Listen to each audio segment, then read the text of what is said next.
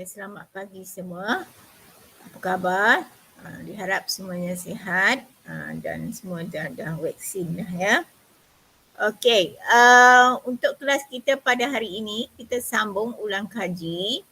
Untuk kali ini, cikgu akan hanya buat ulang kaji unit 5 saja dahulu. Okey. Unit 5 tingkatan 4 dan unit 5 tingkatan 5.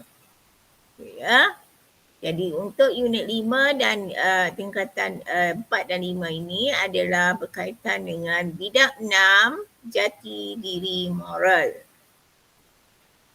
Jadi untuk unit 5 mantap integriti, mantap jati diri.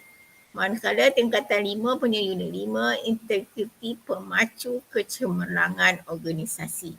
Okey, nanti unit 6 pun sama, dia ada berkaitan dengan integriti juga. Okey, jadi macam sebenarnya unit 5 dengan unit 6 tingkatan 4 dia bersambung. Kemudian dia bersambung tingkatan 5, unit 5 dan bersambung tingkatan 5, unit 6. Okey, tak apa kita tengok macam mana. Kita buat dulu yang ini dulu ikut unit. Untuk kamu ingat semula apa yang telah kita pelajari. Okey, unit 4 tingkatan, unit 5 tingkatan 4. Mantap integriti, mantaplah jati diri. Manakala tingkatan 5, integriti pemacu kecemerlangan organisasi. Okay, apa yang kita telah pelajari di semasa di tingkatan 5 iaitu berkaitan dengan integriti individu. Individu ni diri kita lah, ya. Jadi sebelum kita nak belajar berkaitan atau ulang kaji berkaitan dengan unit 5 ini, jadi apakah yang kita hendak belajar? Kita naklah, kamu hendaklah tahu apa dia maksud, apa yang dia mengatakan kamu ni seorang yang mempunyai integriti individu, ya. Kemudian apakah kepentingan integriti ni dalam perlakuan, implikasi, cara individu melaksanakan tanggungjawab, apakah perasaan apabila mengamalkan integriti dan amalan yang perlu kita amalkan. Okay, ya. Jadi, kita tengok integriti diri. Integriti diri, sifat jati diri yang merangkumi kejujuran dan keikhlasan. Ya, kejujuran dan keikhlasan. Ya.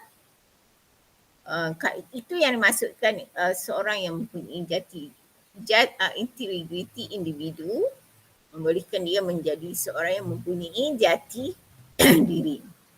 Ketulusan dan keutuhan dalam setiap perlakuan dan pemikiran. Dalam perlakuan dia pun dia tulus, utuh, dalam pemikiran pun dia tulus. Kemudian seterusnya dia seorang yang integriti ini penghayatan dan pegangan teguh terhadap ciri dan nilai yang positif. Terhadap diri dan nilai yang positif.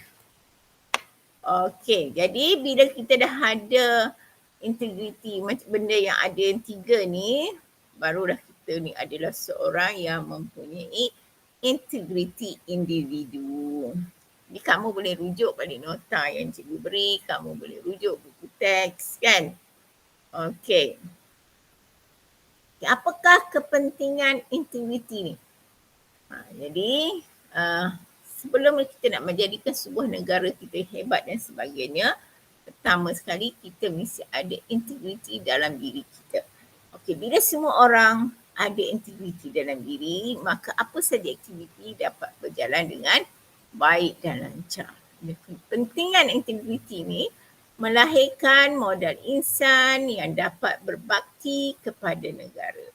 Modal insan, kamu kena ingat insan ni seorang yang baik, yang mengamalkan nilai-nilai yang baik, ya. Kemudian mendapat keyakinan dan kepercayaan orang. Bila kita dah ada integriti, orang akan percaya dan yakin apa saja yang kita buat. Ya, kalau kita seorang kontraktor, orang percaya okey dia ni jujur, buat kerja dengan amanah. Kemudian bila dia kerja bahagian tender, orang ni tahu okey dia percaya kat dia seorang yang jujur, amanah. Kemudian bila dia ada integriti, dia akan menjamin hasil kerja yang berkualiti. Dia tidak akan buat kerja main-main. Dia rasa itu apa saja kerja yang dia buat adalah satu tanggungjawab.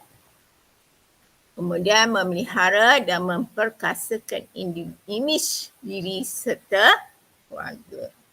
Kemudian meningkatkan kualiti diri untuk mewujudkan pentadbiran yang cakap. Okay, bila diri kita dah ada integriti, automatik bila kita bekerja di mana sahaja, kita akan bekerja bersungguh-sungguh.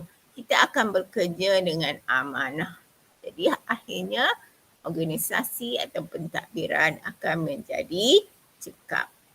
Kemudian melahirkan individu yang berpegang teguh kepada ketinggian prinsip moral dan etika. Jadi seorang yang ada integriti biasanya dia adalah seorang yang berprinsip moralnya bagus. Seorang yang beretika. Jadi dia tidak akan ambil rasuah, dia tidak akan ponteng kerja, dia tidak akan menipu bos dan sebagainya. Ya. Kemudian mengelakkan diri daripada penyalahan gunaan kuasa. Dia tidak akan guna kuasakan terhadap tugas-tugas yang diamanahkan kepada dia. Contoh, jika dia seorang pemegang menguruskan tender, dia akan meluluskan tender dan sebagainya dengan cara yang betul. Dia tidak ambil rasuah, dia tidak terpengaruh dengan kroni-kroni dan sebagainya. Kemudian membentuk kepribadian individu dan jati diri bangsa. Apabila kita ada integriti ni, kepribadian individu kita terselahlah. Orang akan tahu, okey dia ni bagus, dia ni berintegriti. Dan seterusnya kita akan sayang pada negara kita. Jadi pentingnya kita tanamkan jati diri pada diri sendiri. Sama sekali jati diri yang macam kat kamu ni, kamu kena amanah pada tanggungjawab yang telah diamanahkan oleh ibu bapa kamu. Iaitu kamu adalah seorang pelajar, kamu telah diberi amanah dan tanggungjawab oleh ibu bapa kamu untuk belajar bersungguh-sungguh. Jadi kalau kamu dah berjaya, datang masuk ke kelas, buat kerja cikgu, buat kerja yang cikgu beri, memahami apa yang diajar oleh guru, menjawab kertas peperiksaan, menjawab kuis dan sebagainya, kamu adalah seorang yang ke arah yang mempunyai integriti diri. Okey ya? Okey. Apakah implikasi perbuatan individu yang tidak berintegriti? Integriti ni tak amanah, tak bertanggungjawab dan sebagainya. Okey, dia akan menjatuhkan maruah diri dia. Maruah diri dia, orang kata, oh kalau saya tak nak bagilah kerja kat dia. Ataupun saya terasa dia tidak layak untuk mendapat jawatan itu. Kenapa? Sebab saya nampak dia seorang yang tidak berintegriti. Jadi orang akan tak percaya, kemudian bila dia dah macam kena tangkap rasuah sebab tidak berintegriti, nama baik dia tercemar dan sebagainya. Tadi kemudian cikgu tadi menghilangkan kepercayaan dan keyakinan orang lain. Jadi bila dah tak ada kerja, orang tak percaya, boleh tak dia dapat kerja? Tak boleh kan. Dia akan menjejaskan masa hadapan. Kemudian orang yang tidak berintegriti ini, dia bersikap individualistik. Contohnya, dia meluluskan tender atau meluluskan projek, padahal projek itu tidak boleh diluluskan. Dia lulus sebab kontraktor telah bagi dia rasuah. Jadi apa jadi? Dia pentingkan diri tapi dia tidak sedar perbuatan dia itu akan mengundang kesan dari segi keselamatan kepada orang ramai. Mungkin berbahaya kan disebabkan benda itu tidak berkualiti dan sebagainya. Okey, apabila dia disebabkan masalah mungkin rasuah dan sebagainya, sikap dia merosakkan nama baik keluarga dia kan. Keluarga dia akan mendapat malu bila dia tertangkap rasuah dan sebagainya. Bila keadaan ini berlaku, dia akan merenggangkan hubungan antara anggota keluarga. Jadi anggota keluarga akan malu dan akan menjauhkan diri daripada dia kan disebabkan oleh perbuatan dia. Kemudian masyarakat akan meminggirkan dia kan. Kemudian menjejaskan keharmonian negara. Mencemarkan nama baik negara. Kemudian bila nama baik negara tercemar, ia akan menjejaskan keyakinan pelabur asing datang ke Malaysia. Okey, jadi bila dekat Malaysia ni banyak sangat isu-isu yang berkaitan dengan integriti, orang tidak berintegriti, ambil rasuah dan sebagainya. Jadi orang takut untuk melabur ke negara kita. Jadi negara kita lah yang akan rugi. Okey, kita tengok integriti dari sudut agama. Okay, cikgu bagi tengok nota ya. Kita tengok tingkatan 4 punya nota dari segi agama. Okey ini ya. Okay, kita tengok apakah integriti ni. Integriti ni semua agama dia hendak semua penganutnya berintegriti. Kita tengok. Okay.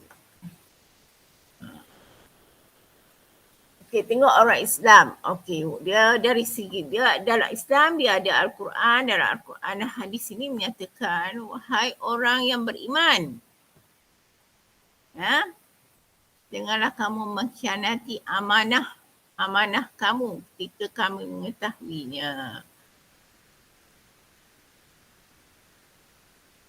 Dia perlulah bersikap amanah. Dia tidak boleh mengambil rasuah, dia tidak boleh menipu dan sebagainya. Dia hendaklah bekerja dengan penuh bertanggungjawab. Jadi jika dia tidak mengamalkan benda-benda ni, kadang-kadang tengok ada yang ditangkap kena rasuah dan sebagainya, mereka itu bersikap individualistik lah. Mementingkan diri sendiri dan tidak takut kepada agama. Jadi dia bukan seorang penganut agama yang baiklah. Okey, kemudian kita tengok agama lain. Agama Buddha tidak melaku sebarang kejahatan, tetapi mengamalkan semua nilai baik dan menyucikan niat. Niat hati adalah ajaran agama Buddha. Okey ya, jadi semua agama ni menyuruh kita membuat kebaikan, berintegriti. Agama Hindu, kebersihan badan dicapai dari air, kesucian hati dicapai dengan kebenaran. Agama Kristian, lebih baik miskin namun melakukan apa yang benar daripada kaya tetapi tidak jujur. Agama Sikh, bertakwa kepada Tuhan, mencari rezeki dengan jujur dan berkongsi dengan mereka yang memerlukan. Merupakan prinsip hidup yang tidak ternilai. Jadi sini kita nampak sebenarnya semua agama menyuruh kita menjadi seorang yang berintegriti. Contoh ni tadi, ni contoh agama Islam. Jujur melaksanakan sesuatu.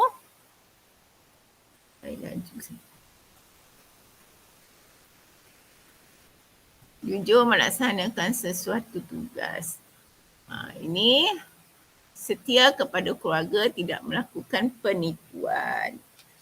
Itu agama Buddha. Agama Hindu mengakui kesilapan diri walaupun berasa bersalah.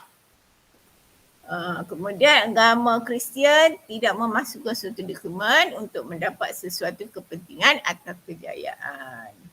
Kemudian agama Sikh jujur dan amanah dalam mencari rezeki. Nafkah. Okey, jadi kita tengok semua agama tidak ada pun menyuruh kita melakukan perkara-perkara yang buruk. Kan? Dia nak kita menjadi orang yang amanah. Jadi bila kita amanah, automatik kita akan menjadi seorang yang berintegriti.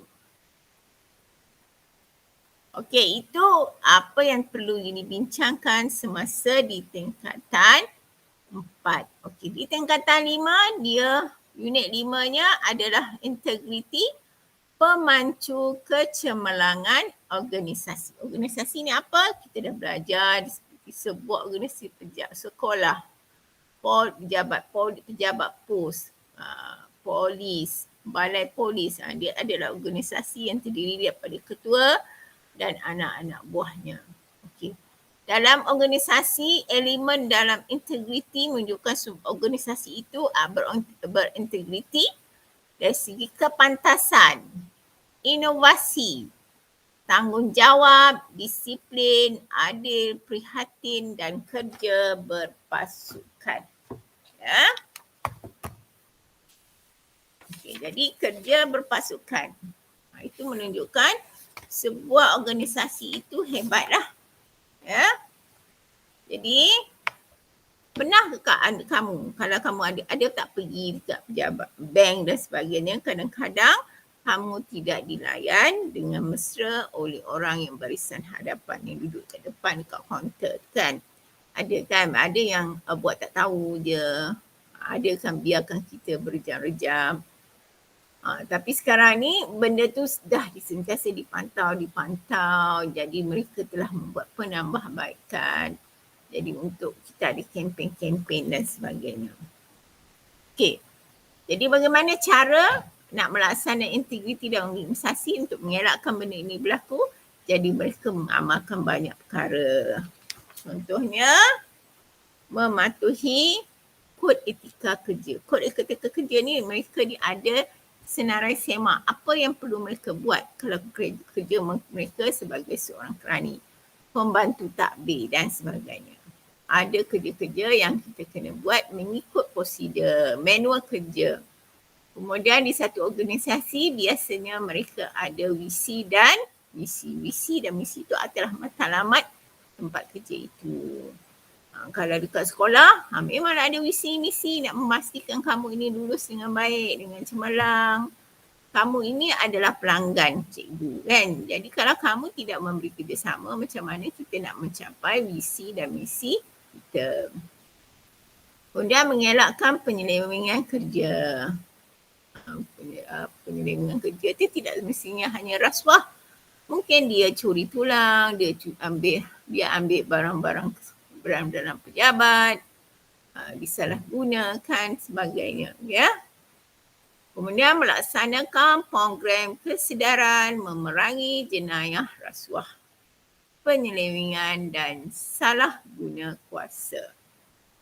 Kemudian memperkukuh dan menguatkuasakan semua peraturan dan undang-undang dalam organisasi, mengiktiraf pencapaian serta memberi penghargaan kepada warga kerja yang berintegriti.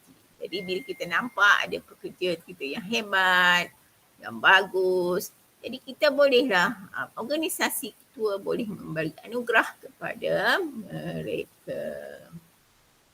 Okey.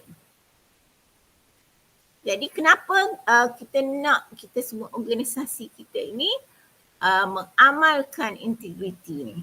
Ya, kenapa kepentingan amalan integriti dalam organisasi?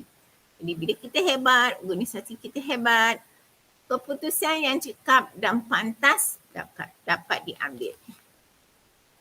Etika organisasi dipatuhi.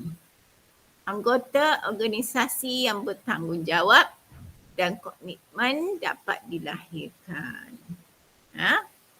Kepuasan pelanggan dapat ditingkatkan. Pelanggan puas, pelanggan dapat bagus, seronok datang berurusan dengan kita. Jadi visi dan misi kita juga tercapai.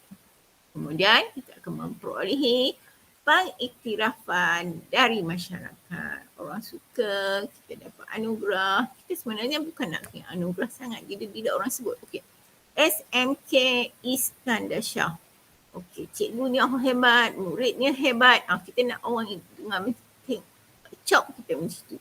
Bukannya SMK Iskandar Shah, muridnya selalu konten kelas, tidur dalam kelas, kan?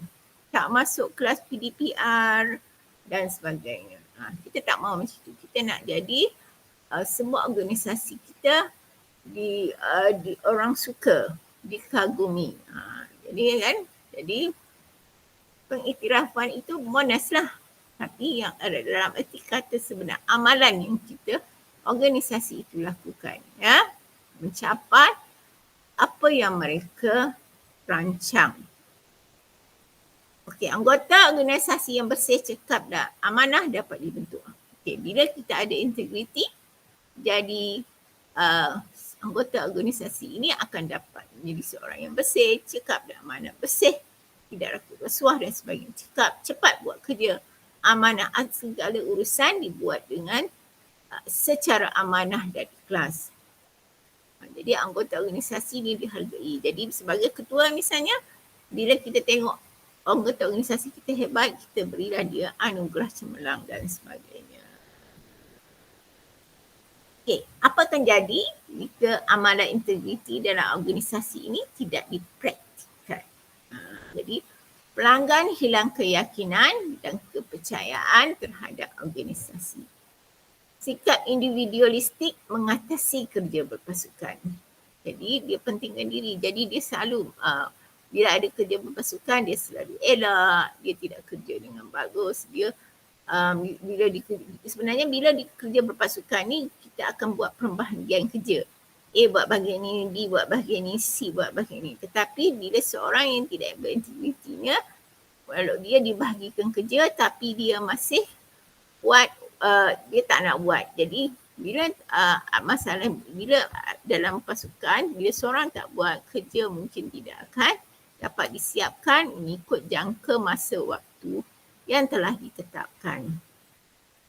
Kemudian gejala negatif dalam organisasi meningkat. Jadi banyaklah berlaku benda-benda yang negatif yang menyebabkan meningkatnya budaya-budaya yang tidak elok di tempat kerja, ya. Jadi mutu kerja atau perkhidmatan merosot, menjatuhkan imej sebuah organisasi, kemudian mendatangkan kerugian kepada organisasi. Jadi apa yang kita rancangkan tidak dapat dijalankan dengan baik. Okey, kalau kita kilang menghasilkan barangan, bila organisasi tidak cekap, pengeluaran juga berkurangan. Jadi kilang tu tidak boleh untung. Sama juga dekat sekolah, ya. Kalau kita tidak berusaha bersungguh-sungguh, jadi sama ada dari cikgu dan pelajar, apa jadi? Keputusan periksa merosotlah. Ramai pelajar yang akan gagal dalam peperiksaan. Jadi pelabur hilang kepercayaan kepada organisasi. Jadi bila tidak berjaya, tidak hebat, banyak perkara-perkara yang negatif yang berlaku, orang tidak mahu berurusan dengan kita. Orang akan cari alternatif tempat lain. Tempat lain. Yang tempat lain yang lebih hebat, yang lebih cekap dan sebagainya. Jadi bila tidak ada amalan integriti juga, akan wujudnya budaya kerja yang tidak berintegriti dalam organisasi. Jadi berlaku dah macam rasuah, ponting kerja tidak siap, barangan hilang, barangan stok tidak diurus dengan baik dan sebagainya. Jadi apa jadi pada organisasi? Organisasi akan lemah, organisasi akan gagal dan sebagainya.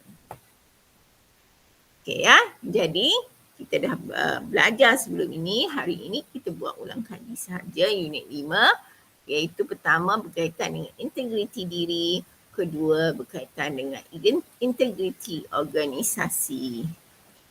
Jadi secara rumusannya, pemantapan integriti diri akan melahirkan insan yang bertanggungjawab bagi melahirkan individu yang hebat. Seterusnya, membentuk masyarakat dan negara yang berintegriti. Dia nanti individu, keluarga, nanti kita unit 6 kita ulang kaji berkaitan dengan keluarga. Organisasi, masyarakat, jadi akhirnya negara lah. Itu pentingnya kita kena tanam sikap integriti pada diri kita. Kemudian tingkatan 5 tadi berkaitan dengan organisasi. Bila organisasi kita cemerlang, pengamalan integriti dalam organisasi akan mewujudkan suasana kerja yang harmoni dan sejahtera. Okey ya. Jadi ini ulang kaji untuk kelab unit 5, tingkatan 4 dan tingkatan 5. Okey, selepas ini cikgu akan bagi kamu link kuis. Jadi kamu jawab kuis. Kuis kamu boleh rujuk buku, kamu boleh rujuk nota dan sebagainya. Okey, diharap kita akan dapat kembali semula ke sekolah untuk kita buat latih tubi agar kamu lebih faham bagaimana menjawab soalan moral berkaitan dengan soalan struktur, soalan esei dan kamu dapat memahami isu-isu yang telah kita bincangkan selama 2 tahun ini. Sekian saja dari cikgu. Terima kasih.